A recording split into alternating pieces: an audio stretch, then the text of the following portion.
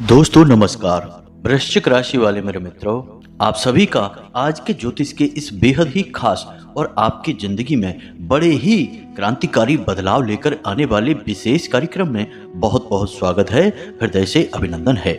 माता रानी आपकी हर एक मनोकामना पूरी करें और आपके जीवन से हर एक कष्ट और परेशानी को तुरंत समाप्त करें, ऐसी हम माई से कामना करते हैं। दोस्तों, होली के इस विशेष पावन पर्व पर हो जाइए तैयार, क्योंकि अयोध्या से श्री राम लला का आपके लिए एक विशेष संदेश आया है। जी हाँ दोस्तों, एक विशेष दैवीय कृपा, एक विशेष ग्रह योग, एक अनोखी घटना इस होली पर आपके लिए है बहुत कुछ बहुत खास। साथ ही साथ आपके जीवन में श्री राम लला का एक बहुत बड़ा आदेश भी है। जी हाँ दोस्तों, इस होली आपके जीवन में कुछ बहुत ही खास होने वाला है और हम आपको गारंटी देते हैं कि यदि आप इस वीडियो को पूरा देख लेंगे तो होली के बाद आपका जीवन पहले के जैसा नहीं रहेगा और जो लाभ और खुशियां आपको प्राप्त होंगी वे जीवन भर आपके साथ रहेंगी। दुनिया की कोई ताकत उन्हें आपसे छीन नहीं सकता है, क्योंकि दोस्तों हम आपको बता दें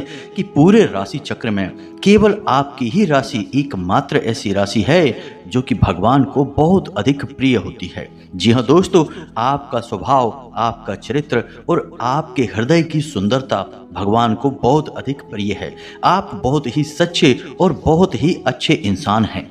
इसका प्रमाण यह है कि हमेशा आपने जो भी कार्य किया है पूरे मन से किया है, खास तौर से दूसरों की मदद, ईश्वर की पूजा या फिर अपने किसी भी रिश्ते नाते को निभाना, हर कार्य में आपने सच्चाई और ईमानदारी दिखाई है। अब यह बात अलग है कि इस संसार में इस सच्चाई और अच्छाई की कोई कीमत नहीं होती है।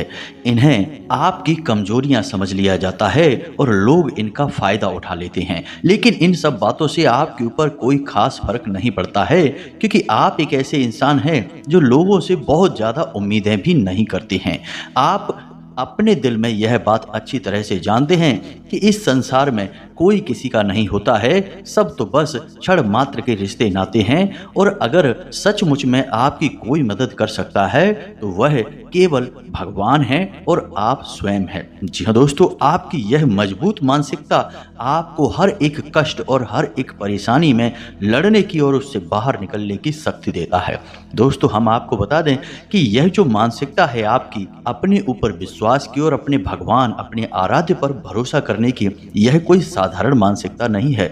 लोग ऊपर ऊपर से पूजा पाठ करते हैं, दिखावेबाजी वाली बातें करते हैं, लेकिन अंदर से बहुत कमजोर होते हैं। जरा सी परेशानी के थपेड़े पड़े नहीं कि बिलबिला जाते हैं और यहाँ वहाँ मदद की भीख मांगने लगते हैं। लेकिन आपके साथ एकदम स्थिति उलट है। आप चाहे परिस्थितियां अच्छी हों या बुरी हों, ना तो अपने दिल के हाल किसी को बताते हैं और ना ही अपने आप को किसी के सामने झुकाते हैं। अपनी तकलीफें आप हमेशा अपने दिल में छुपा कर रखते हैं और जब तक संभव हो आप किसी से मदद नहीं मांगते हैं। जब बात हद से ज़्यादा बिगड़ जाए तब भले ही आप किसी से मदद मांग लें, लेकिन आप उसके द्वारा की गई मदद, उसके एहसान को हमेशा याद रखते हैं और कोशिश करते हैं कि उसके एहसान का बदला आप जितना जल्दी हो सके चुका दें। आपके अंदर की अच्छाइयाँ बहुत हैं दोस्तों, और इन्हीं अच्छाइयों की शायद अब ईश्वर ने परख कर ली है। अब भगवान आपको बहुत कुछ देना चाह रहे हैं। अब बस आपको थोड़ा सा सतर्क रहना है। कुछ गलतियां भी आप लगातार करते चले आ रहे हैं, उन गलतियों को नहीं करना है और कुछ ऐसे जरूरी कार्य हैं जिन्हें आपको अवश्य करना है इस होली के विशेष पर्व पर।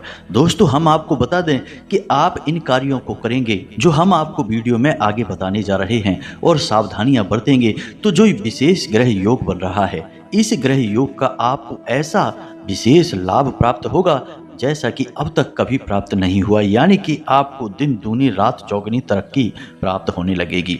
आप जो भी कार्य कर रहे हैं बस उसे उसी तरह से करते रहिए, लेकिन उसके परिणाम आपको कई गुना प्राप्त होंगे। जी हाँ दोस्तों, यही होता है जब दैवीय शक्तियाँ किसी का हाथ पकड़ लेती हैं तो फिर जा तक एक छोटे से प्रयास में भी कामयाब हो जाता है और बड़े से बड़े लाभ प्राप्त कर लेता है। जी हाँ दोस्तों, वीडियो बेहद ही खास है और ज्ञान से भरपूर है और आपके जीवन के लिए बेहद ही महत्वपूर्ण है, सजीवन बूटी के समान है। तो इस वीडियो को आपको पूरा का पूरा देखना है, बिल्कुल भी इसे बीच में छोड़कर नहीं जाना है। दोस्तों, हम आपको बता दें कि इस वीडियो की जानकारी आपके जीवन के लिए किसी अमृत से कम नहीं है। जी हाँ दोस्तों, तो बस वीडियो को पूरा देखिए और हर बात को समझकर अपने जीवन में उतारने का भी प्रयास करिए। जी हाँ दोस्तों, तो चलिए आज के इस विशेष ज्ञानवर्धक महत्वपूर्ण वीडियो की शुरुआत करते हैं।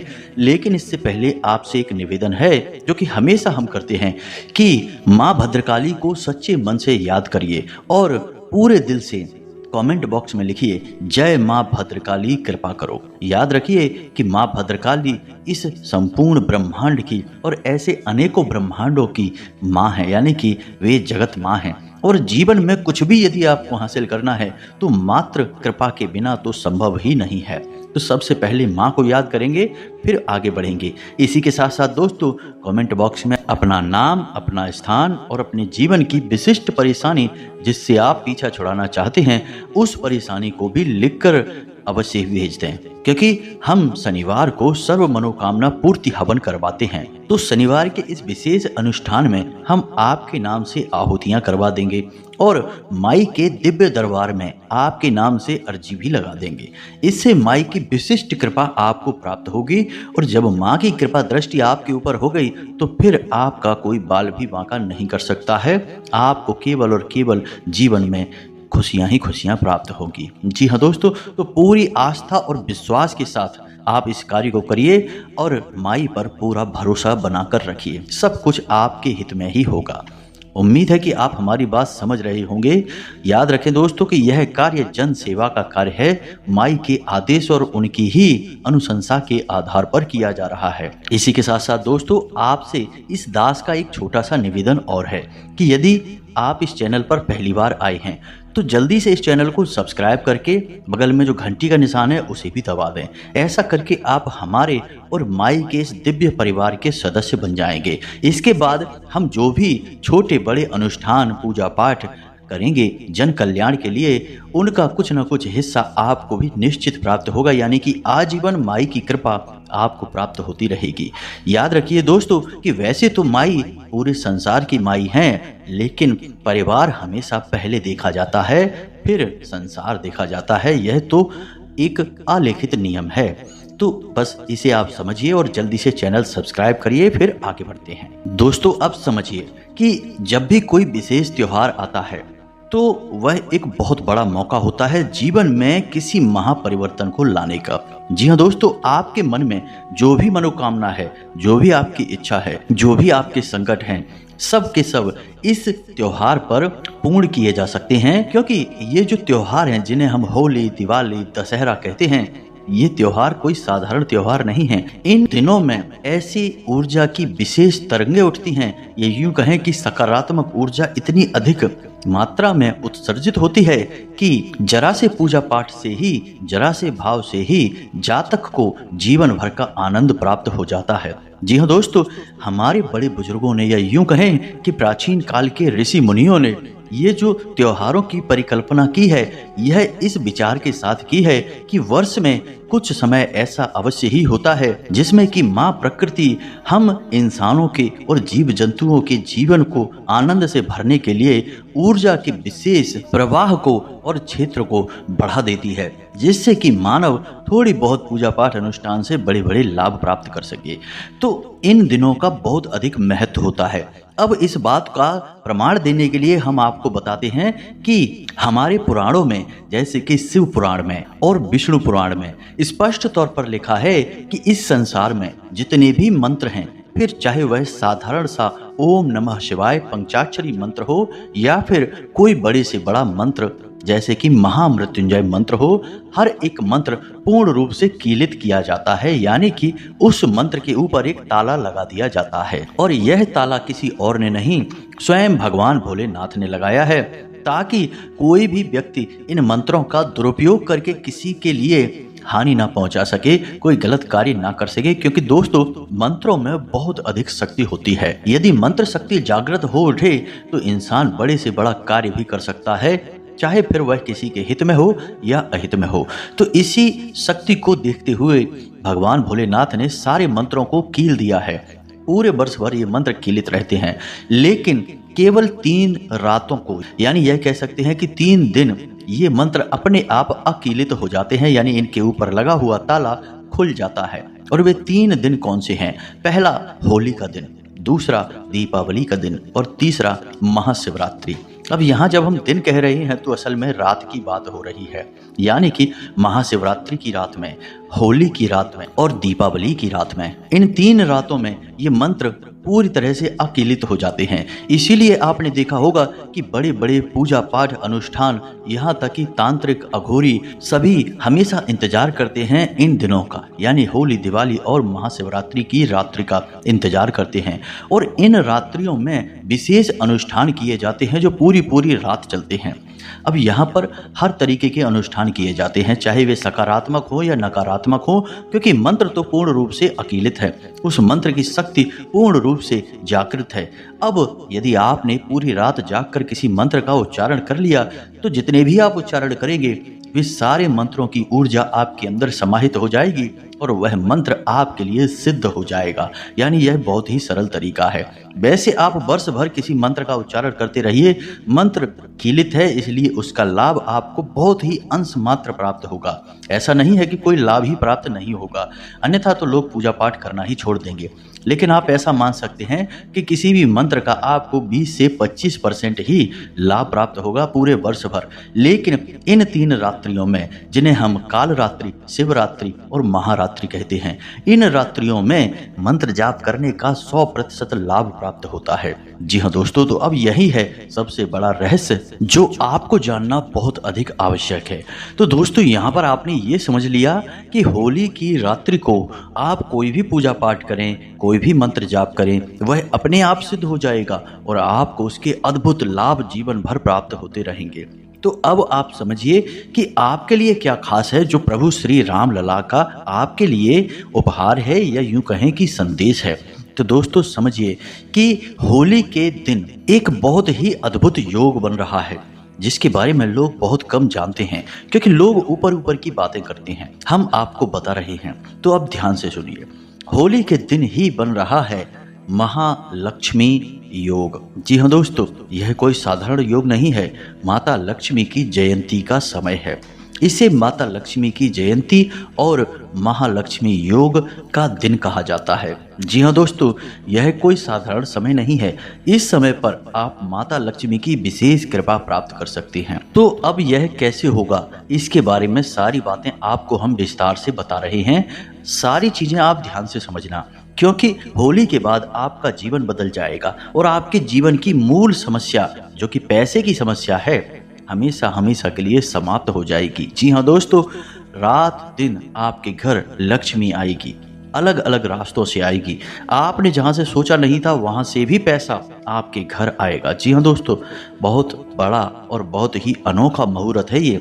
इसके बारे में पूर्ण ज्ञान आप हासिल करिए। तो अब समझिए कि आप कोई भी पूजा पाठ अनुष्ठान जो हम आपको बताएंगे वो करें, लेकिन उससे पहले आपको कुछ तैयारियां करनी होंगी और कुछ ऐसे कार्य हैं जो भूल कर भी नहीं करने होंगे। जी हाँ दोस्तों, तो ध्यान से समझिए, क्योंकि आप ऐसे ही सीधे तौर पर यदि कोई पूजा पाठ कर लेंगे, लेकिन आपने अनजाने में कोई गलतियां कर रखी हैं, तो आप समझिए कि आपकी पूजा पाठ का आपको पूरा फल प्राप्त नहीं होगा, अनुष्ठान का पूर्ण लाभ प्राप्त नहीं होगा।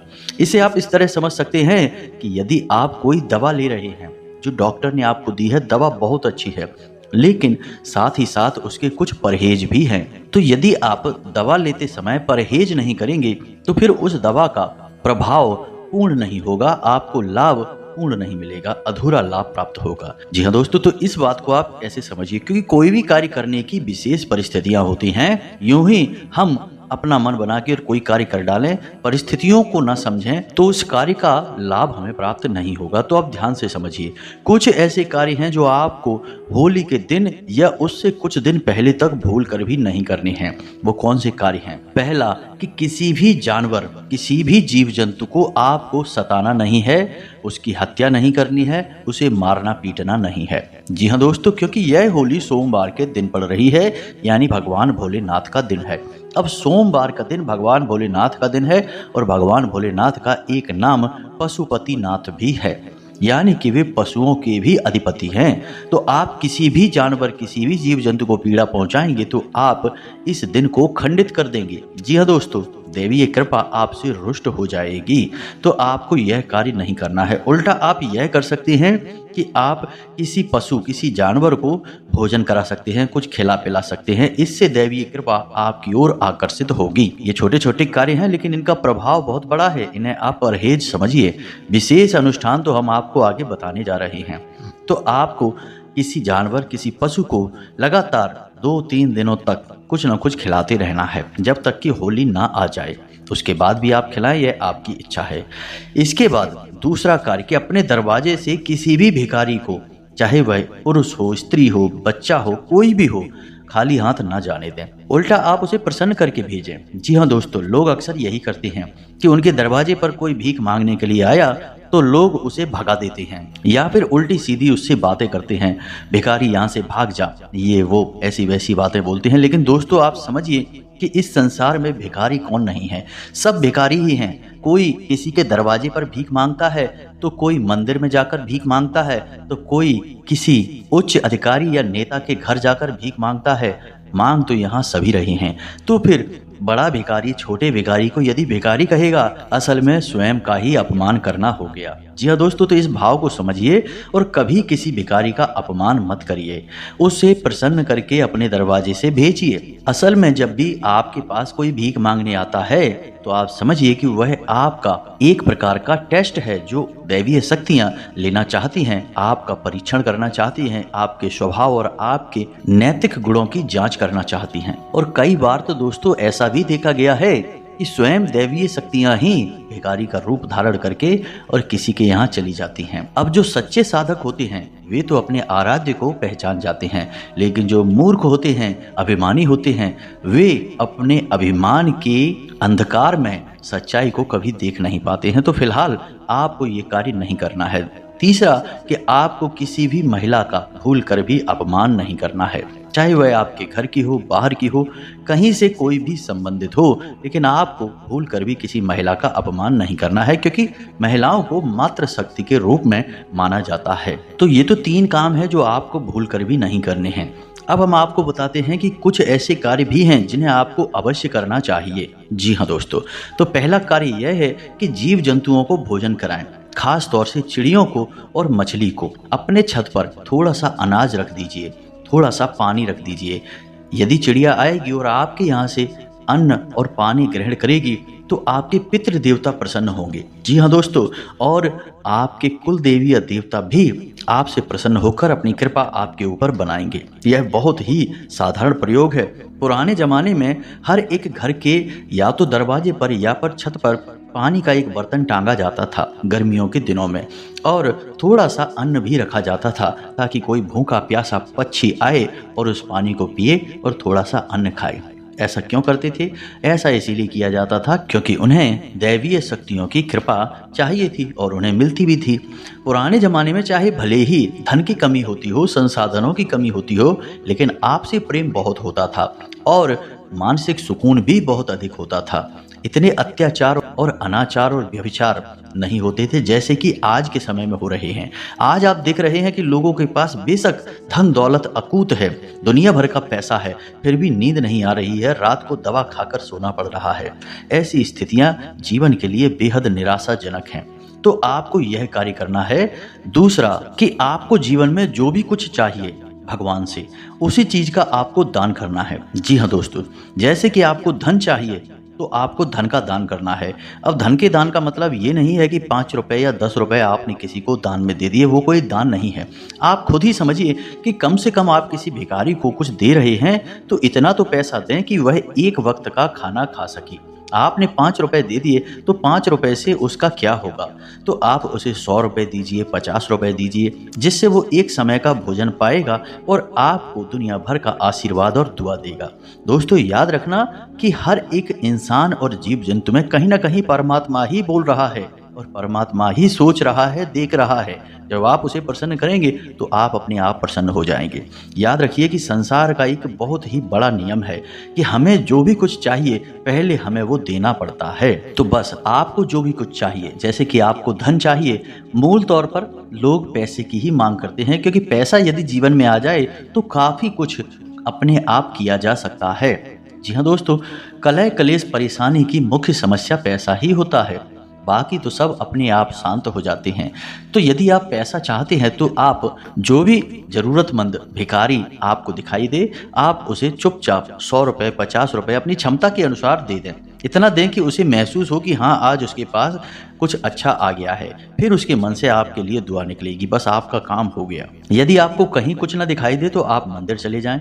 मंदिर के बाहर आपको ऐसी बहुत सी बूढ़ी औरतें और बूढ़े इंसान भिखारी बैठे दिखाई दे जाएंगे। आप उन्हें चुपचाप पैसे दे दीजिए, कुछ मत सोचिए। लोग बहुत बातें करते हैं, अपना पूरा दिमाग, अपनी पूरी अकल इसी बात में लगा लेते हैं कि यह भिखारी हमारे दिए हुए पैसों का क्या करेगा। कोई कहता है शराब पिएगा, कोई कहता है ये करेगा वो करेगा। अरे आपको क्या करना है वह उसकी करनी है। आप अपना कर्म करिए और आगे बढ़िए।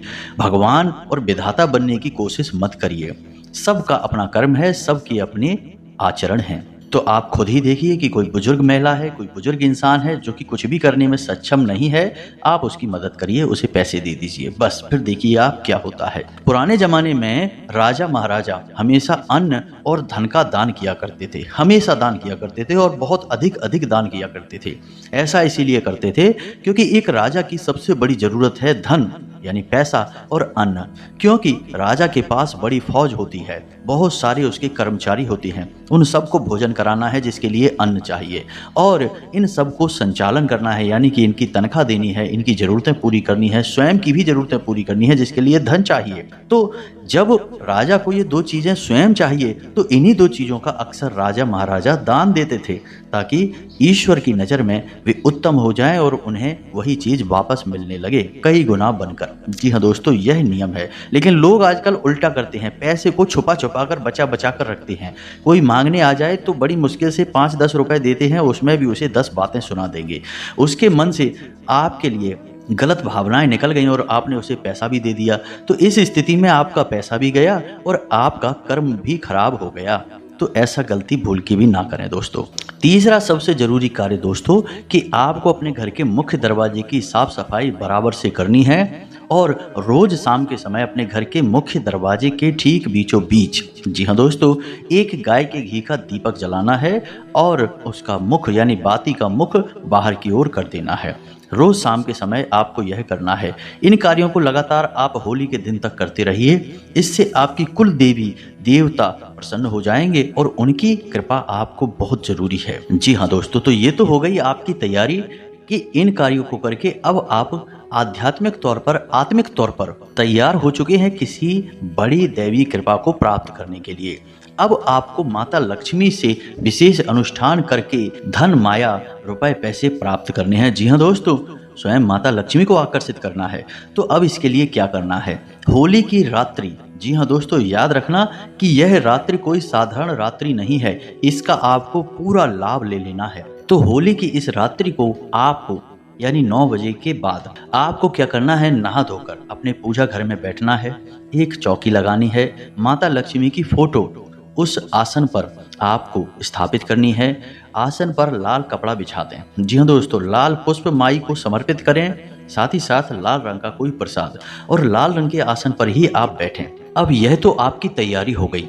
अब आपको मन में विचार करना है। दोस्तों, मेहनत तो आपको लगेगी, रात को आपको परिश्रम करना ही होगा, यह अनुष्ठान बड़ा है। तो आप मन में विचार करिए कि आप 11 माला या 21 माला जाप करेंगे। पूरी रात गुजर सकती है दोस्तों। मंत्र थोड़ा सा लंबा है, लेकिन माँ लक्ष्मी का महामंत्र है। जी हाँ दोस्तों, इसे बीज मंत्र कहा जाता है और बीज मंत्र में किसी भी देवी या देवता की पूर्ण शक्ति समाहित होती है। जैसे पूरे वृक्ष की शक्ति और आकृति एक छोटे से बीज में समाहित होती है। तो इस मंत्र का आपको कम से कम 11 से 21 माला जाप करनी है। तो पहले आप मंत्र को देख लीजिए। मोबाइल की स्क्रीन पर आपको यह मंत्र दिखाई देगा, साथ ही साथ हम आपको बोलकर भी बता रहे हैं। मंत्र थोड़ा सा लंबा है तो इसे आप लिख लेना और इसे बार बार बोलकर अभ्यास करें। इससे मंत्र आपकी जबान पर चढ़ जाएगा। जी हाँ दोस्तों, तो मंत्र कुछ इस प्रकार है। ओम श्रीम ह्रीम श्रीम कमले कमलालये प्रसीद प्रसीद श्रीम ह्रीम श्रीम ओम महालक्ष्मी नमः। जी हाँ दोस्तों, मंत्र एक बार फिर से सुनिए ध्यान से। ओम श्रीम ह्रीम श्रीम कमले कमलालये प्रसीद प्रसीद श्रीम ह्रीम श्रीम ओम महालक्ष्मी नमः। जी हाँ दोस्तों, इस मंत्र का आपको जाप करना है 11 माला या 21 माला। 11 माला से कम नहीं कर सकते, यह प्रतिबंध है, क्योंकि कम से कम 11 माला के जाप से आपका मंत्र जागृत होगा, सिद्ध होगा, उससे पहले नहीं। वैसे तो यह मंत्र कम से कम 1.25 लाख जाप के बाद ही जागृत होता है, लेकिन होली की रात्रि पर यह मंत्र अकीलित है तो बहुत जल्दी सिद्ध हो जाएगा। तो अब एक बात यह हो गई कि आपको यह मंत्र कितना जाप करना है, आपको अपने मन में निर्णय लेना है।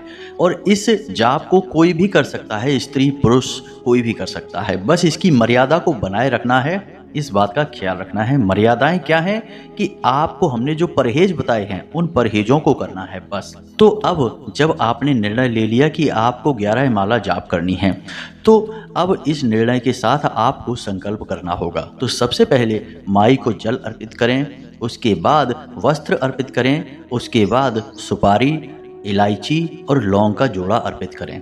पान के ऊपर रखकर ये सारी चीज़ें अर्पित करें, प्रसाद अर्पित करें, दीपक जलाएं। सारी प्रक्रिया पूरी करने के बाद आप अपना जाप जब प्रारंभ करें, उससे पहले हाथ में एक लाल पुष्प और थोड़ा सा जल लेकर माई से संकल्प करें, यानी कि अपना नाम, अपना गोत्र, अपना स्थान, अपनी मनोकामना और अपने मंत्र जाप की संख्या, यानी कि 11 माला। इतना करने के बाद आप माई के सामने वह पुष्प और जल जमीन पर छोड़ देंगे। यह आपका संकल्प हो गया।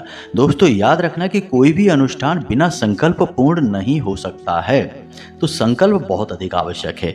अब कोशिश आप यह करें कि आप एक ही बैठक में पूरे 11 माला समाप्त करें। इसके लिए आप रात्रि में भोजन ना करें, केवल फलाहार करें, पानी पिएं और पानी भी कम पिएं। और जब मंत्र जाप पर बैठें तो उससे कम से कम 1.5 से 2 घंटे पहले कुछ भी ना खाएं, ना कुछ भी पिएं, तो आपका यह निर्विघ्न जाप हो जाएगा। बस अब आपने यदि मेहनत करके किसी प्रकार से इस जाप को, इस अनुष्ठान को पूर्ण कर लिया, तो आप समझिए कि आपने बहुत बड़ी जंग जीत ली है। अब आपके जीवन में पैसे को लेकर कोई समस्या रहेगी नहीं।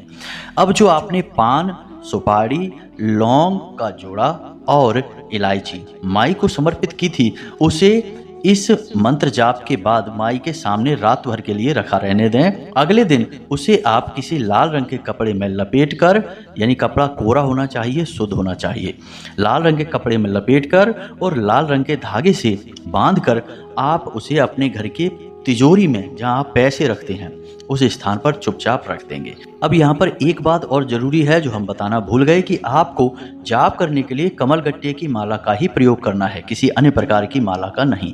बस आपको यह जाप करना है, इस प्रक्रिया को पूरा करना है और बची हुई सामग्री को अपने घर की तिजोरी में रख देना है बस। इसके बाद आपका अनुष्ठान पूर्ण हुआ। अब आप बिल्कुल ही टेंशन फ्री हो जाओ। आपके पास लक्ष्मी तरह तरह से आएगी, यानी कि हर जगह से अपना आने का रास्ता ढूंढेगी। और एक बार पैसा आपके पास आ गया तो अनावश्यक कार्यों में कभी खर्च नहीं होगा, यानी कि पैसा जीवन भर आपके घर में चिपक कर रहेगा। उम्मीद है कि जो जानकारी हमने आपको दी है वह आपको अच्छी तरह से समझ में आ गई है। यदि कोई प्रश्न बनता है आपके मन में तो आप टेंशन न लें, कमेंट करके पूछें, हम आपके प्रश्नों के जवाब देने की पूरी कोशिश करेंगे। इसी के साथ साथ आज के इस वीडियो को विराम देते हैं। कमेंट में पूरे भक्ति भाव के साथ जय माँ भद्रकाली कृपा करो, जय माता लक्ष्मी कृपा करो अवश्य लिख देना। माता लक्ष्मी और माँ भद्रकाली की पूर्ण कृपा आपको प्राप्त होगी। मिलते हैं अगले ज्ञानवर्धक वीडियो में, तब तक के लिए धन्यवाद। जय माता की।